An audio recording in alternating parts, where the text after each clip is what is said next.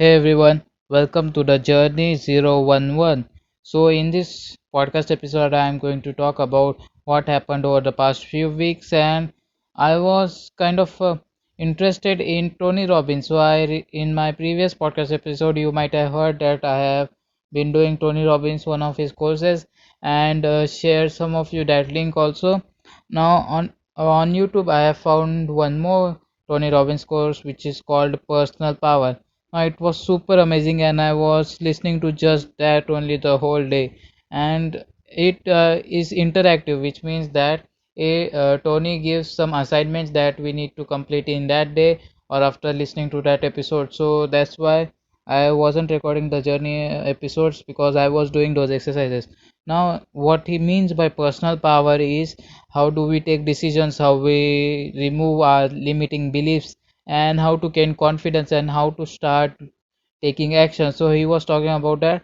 Now he has a pretty interesting techniques about overwriting our beliefs, in installing new beliefs and deleting old beliefs. Now it is super powerful. If you want that course, just DM me. It's called Personal Power by Tony Robbins. You could YouTube it, but I'm not so sure that it will appear or not because it's not a very famous YouTube channel which hosting is. It's called Success Audiobooks or something like that. So if you want the link, just DM me. I will send you that link. Now he basically overall talks about how we can change our beliefs. Now you might be knowing that whenever we try to do new things, we come up with certain excuses. Like when I started to call or talk with some people outside of India for some project where we kind of feel nervous, and sometimes we try to do things which are uncomfortable for us. So how do we gain that confidence? It's all about that. How do we improve our personal power? So that's what I have been doing mainly, and that actually helped me because some of the beliefs like how we could earn money at a young age or how to close clients, because there's a lack of confidence in most of us when talking to them because we feel kind of like we are young and with an accent. So those were some of the beliefs, and also there are some money beliefs which are related to money, and that were also very good, like erasing those limiting beliefs which we don't know we had, and a lot of cool stuff. So I will send you that link. Just DM me after this episode over Instagram. So that was the one.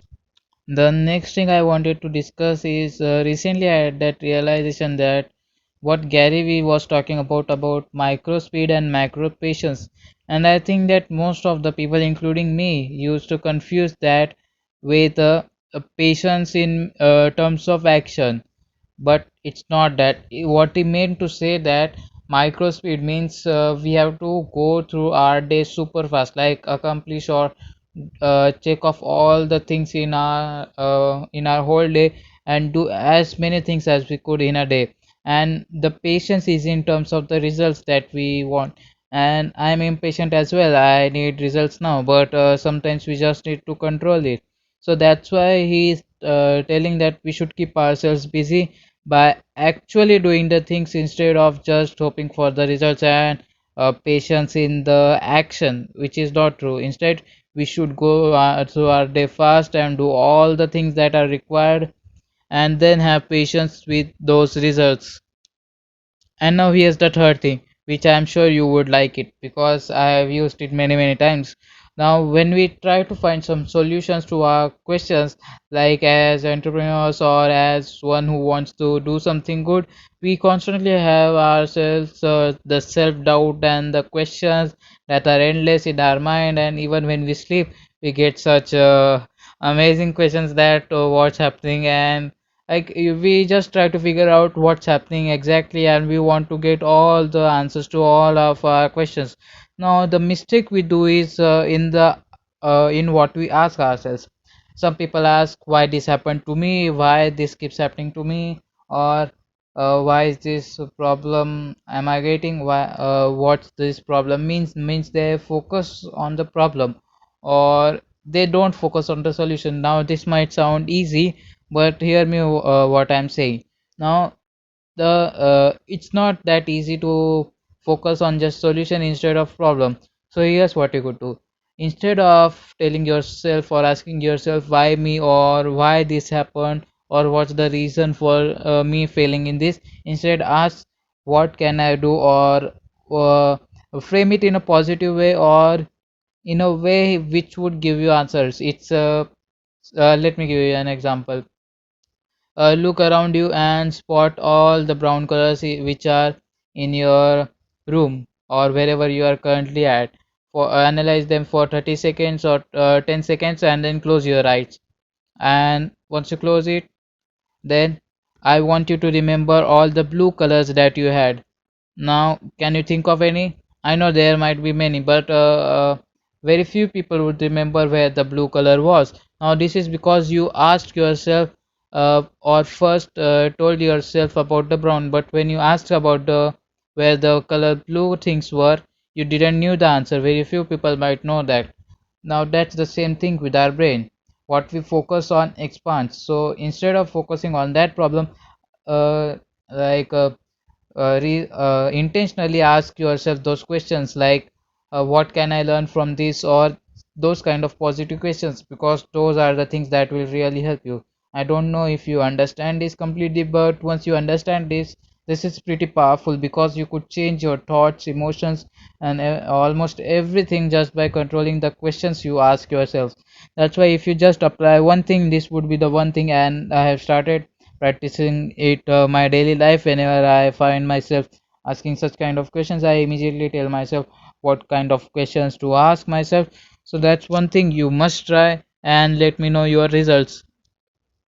And the next thing was that I heard something about the manager versus the maker schedule. So basically, the manager schedule is divided into small parts like 10, 20 minutes or 30-minute parts in the day, in which he does meetings, and they are kind of slots like 30-minute slot what he will be doing in 30 minutes. Whereas the maker schedule is like 4 to 5 hours or 6 hours straight focusing on one thing. Now, maker schedule could be for people such as video editors or wherever there is creative work required, whereas manager schedule is for getting things done like meetings and organizing things and things like that. So what I found out that I was much of a make a schedule. So the thing I was doing was planning for the short slots. Instead, I needed to do is what's called longer slots, which is 3 to 4 hours or so. So instead of both of those, I decided that in the morning I would be the maker schedule, and in the evening I would be doing the manager schedule, which is in the early morning till the afternoon I would be completing things like editing, designing, or whatever I am learning, and then I would, or the client work or whatever is included in that, and then I would do small things like reading books or things like that, and learning new things, because that's when I can get the most benefit out of it. And if you don't know something that basically when we learn new things or concepts at night and whenever we go to sleep, actually that what we learned is uh, processing inside your head. That's why it's a good idea to learn before you go to bed, as you have several thoughts related to that idea. So that's why I mainly learn new things at night, and in the morning I do some client work and things like that. Some of you guys might already be having clients, as you might be into freelancing. So I recently made a post or a carousel over Instagram about client retention tips. Now these aren't copy pasted from any of the things. These are purely from what I tried, and my client has been over for now 7 months or so, and this is from that experience only. And if you have any of those clients or are planning to take some clients and freelance work, then do check that post out, because it will also help you to know what things to do as soon as you get one or more clients, and how to maintain that relationship over a long period of time, because you don't want to get clients and get fired and then again go on to client hunting and keep that cycle going on. Instead, you want a few clients who you work with on a consistent basis, who provide you work on a consistent basis, so that way you can make money consistently and have a predictable source of income.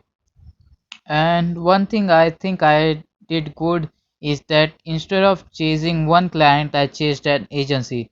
Now, this isn't a very big agency, but an agency, I mean, he gets all the clients and I do the white label work, which means I do the work, but he sells it as his own work. So it's pretty easy for me because the agency or the owner of that already knows the importance of SEO or whatever the service I am providing. So it would be easier for me to sell him on that, and I would just need to show him what work I can do. So in the first week, I worked for him for free, and actually, I showed him the plan about what I am going to do over the next 2 months or so. And because I had a clear plan, he hired me. Now, I have mentioned this in detail in my carousel as well. You should probably check that out to get more details around how I did that. And that's why I guess he hired me because I had a clear plan and he thought that maybe he might give me a try, and then he got results. That's why he's now working with me, and I share many more tips like uh, give or showing the proof that you have accomplished something, or proofs like that consistently to your clients, so your clients knows that you haven't run away from them and are still active and are still doing the work. Otherwise the clients would feel insecure that they have made the payment to you, but you are not showing them any results or proof, or not constantly communicating with them. So in that post I have explained in detail, so I won't go much in depth into that now. So I would suggest you to look into that kind of stuff, like white label kind of stuff, if you are okay with that, because that way you don't have to do a lot of prospecting, or hardly you might need one or two such clients, because even one client could get you 3 to 4 referrals or clients under you easily, because he is already generating sales and he is just handing over the work to you. Later you could learn from him how he's getting his clients, and then start your own thing like that. But in the beginning it's easier to do that kind of thing, I guess. So you could go into those kinds of group who needs the people who need the people with the service you are providing. And in the last episode too, I shared with you that I have started working for free for a member whom I or a person who I found through a Facebook group, and he's actually a sales trainer. So I decided to ping him, and he had actually a course of cold emails to get clients. So it was actually, I discussed you earlier that it was just 200 bucks.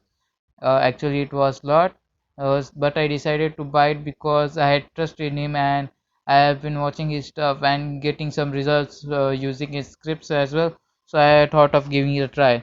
Now he also found out me, and he came to know that I have been doing GMB, which is uh, SEO for local businesses. So he has been into that as well, but he didn't want to do all the work himself. So he outsourced me, and I have been working for free, and he was happy with the results. That why he gave me one more of his course, which was on closing, means selling the prospects, and some scripts which were helping me. Now the lesson I wanted you to learn is know basics of everything, because if you know basics of video editing, photo editing, or SEO or digital marketing or any kind of work, it becomes easier for you to provide value instead of asking. Now if someone, suppose whomever you meet online must be, or there are high chances that they might be producing content, because whoever is selling online or doing anything like selling websites, selling courses, website designing, or anything like that, might have a course, or might have a YouTube channel, or might have some kind of social presence. And here comes the interesting part: video editing and photo editing, or things related to content creation, are some things that almost everyone requires. So if you learn just the basics of it, at least you can go and provide some value to them instead of just asking. So here's what I did. I was actually going to him to learn digital marketing, and I know some basics of SEO enough to get him results. So that's why I was confident and work for him for free, and that turned into him giving me a course. And for not just, it's not just about the course, but about the bond or the friendship that is formed, because once the friendship is formed, he would teach me what he knows, and it might get even better. I don't know about what might happen in the future, but I'm sure something good is going to come out. So that's why it's important that you learn or become an all-rounder. I'm not saying you to specialize in all those things, but it's good to have a knowledge in all of those fields. So whenever it's needed, uh, the person whom you want to learn from, you could provide them with some kind of value, and you are not just wasting their time and only learning from them. So that's what the main point was I wanted to convey. Now there's one dope thing I wanted to share with you, which is called the principle of anchoring. Some of you might be knowing this, but don't know the exact power of this thing. Now this is one more thing that I learned in Tony Robbins' course. So here's what it is. So basically, you intentionally get yourself into some kind of state. By state, I mean the mood you are in means high energetic. You could put on some high volume music. You could imagine yourself that you have accomplished some of the best things. Remember some of your past memories when you have accomplished great things. Imagine your future about what things you might do. Stand up tall and visualize yourself doing some great things and how you would react if you were totally confident, how you would walk, how you would talk, how you would gesture when you would be totally confident. So you imitate all those things at once and feel strong emotion. Now music is a big part that might play a role in this. That's why I created my actually my the Latesh Bayad playlist. I actually listen to that, and it has some powerful music which I listen to. And when I listen to those music and start to get insight, I basically do what's called an anchor. An anchor is basically one unique move which you could do. It's shouldn't be common like a handshake or something like that. It should be that a touch different, like pinching your skin between the middle and the index finger tightly, because it's not something that you would do anytime randomly, whereas a handshake is something you might do anytime. So you want to get an interesting move or a moment or a movement, and whenever you feel that happy feeling or whatever kind of feeling, you need to just do that action, then again feel that same feeling and again do that action. And sooner, when you do this enough times, your action to pinching that skin between your fingers will become an anchor or an association with that feeling of happiness.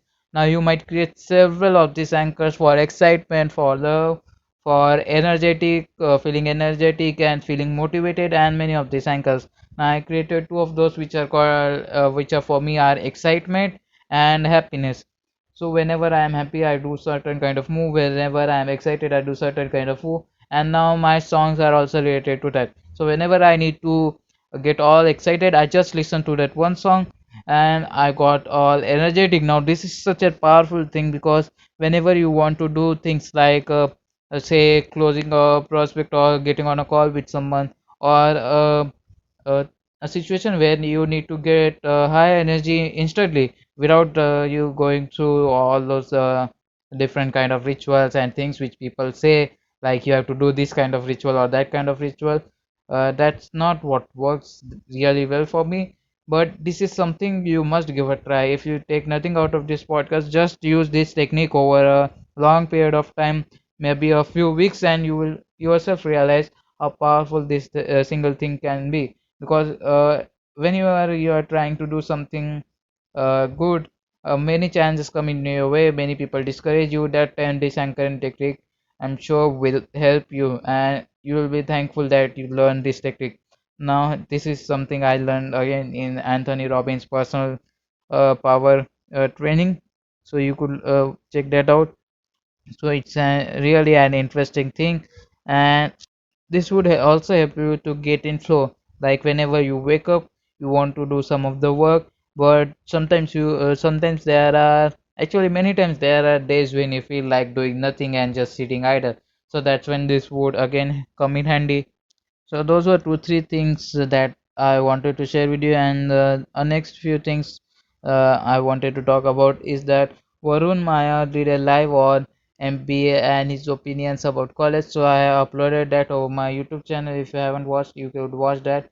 It basically talks about why MBA isn't worth, or what the alternative would be for college, because college is just for socializing and no one likes to study currently in college. So that was kind of things to show it to our parents. So I decided that wherever someone tells me to do an MBA, although I'm not too sure that I would be doing that, but high chances that I won't be doing that. That not so sure, but it's a thing I have just reserved to help someone, and I didn't expected that someone would need it, but it is one of the most watched videos over my channel. I guess everyone wanted a replay, but few were able to record it, so I just uploaded it over YouTube. You could check that out if you don't know what happened over that live completely, so you could go and search me up on YouTube. And actually, how I started journaling. So I wanted to tell you that actually on my birthday I got a diary, and I didn't know what I should write in that diary. So I just actually, if you listen to my The Journey 001 episode, you would know everything that I tried and everything I was doing. So that time I just started writing these things just because the book was pretty looking good, and I just wanted to fill it up. Now that's where my journaling habit came into practice, and I kind of like journaling because it helped me express my thoughts and write them down and analyze them later.